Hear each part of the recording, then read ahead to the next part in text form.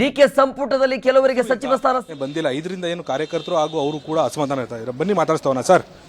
ಸಚಿವ ಆಕಾಂಕ್ಷಿ ಆಗಿದ್ರೆ ಹೆಸರು ನಿಮ್ಮ ಪಟ್ಟಿಯಲ್ಲಿಲ್ಲ.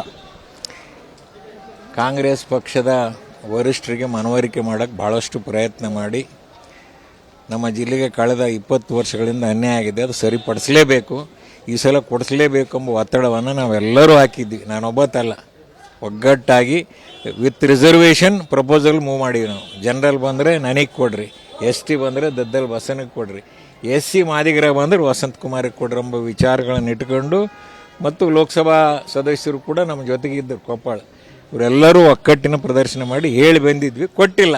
ಮುಂದೆ ಎಲ್ಲರೂ ಕುಂತ್ಕೊಂಡು ತೀರ್ಮಾನ ಮಾಡ್ತಾರೆ.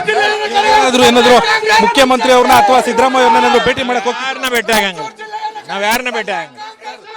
ಸತತವಾಗಿ 5 ಬಾರಿ ಆಯ್ಕೆ ಆಗಿದ್ದೀರಾ, ಯಾವ ಕಾರಣದಿಂದ ನಿಮ್ಗೆ ಸಿಕ್ಕಿಲ್ಲ? ಗೊತ್ತಿಲ್ಲ, ಅದು ನಾನೇ ಹೆಂಗೆ ಹೇಳ್ಬೇಕು, ಅವ್ರು ಹೇಳ್ಬೇಕು. ಇದಿಷ್ಟು ಬಸವನಗೌಡ ಬಾದಾರ್ಲಿ ಅವರ ಮಾತು. ಯಾವ ಕಾರಣಕ್ಕೆ ನನಗೆ ಸಚಿವ ಸ್ಥಾನ ಸಿಕ್ಕಿಲ್ಲ ಅಂತ ಹೇಳಿ ಹಂಪನಗೌಡ ಬಾದಾರ್ಲಿ ಅವರ ಮಾತು. ಇದಿಷ್ಟು ಹಂಪನಗೌಡ ಬಾದಾರ್ಲಿ ಅವರ ಮಾತು. ನನಗೆ ಯಾವ ಕಾರಣಕ್ಕೆ ಸಚಿವ ಸ್ಥಾನ ಸಿಕ್ಕಿಲ್ಲ ಅನ್ನೋದು ಕೂಡ ಗೊತ್ತಾಗ್ತಿಲ್ಲ. ನಾನು ಮುಂದಿನ ದಿನಗಳಲ್ಲಿ ಕಾದು ನೋಡೋ ತಂತ್ರಕ್ಕೂ ಕೂಡ ಮುಂದಾಗ್ತೀನಿ ಅಂತ ಹೇಳ್ತಿರೋದು. ಚಂದ್ರಕಾಂತ್ ಜೊತೆ ಹನುಮಂತರಾಜು, PNS ವಿಸ್ತಾರ, ಬೆಂಗಳೂರು.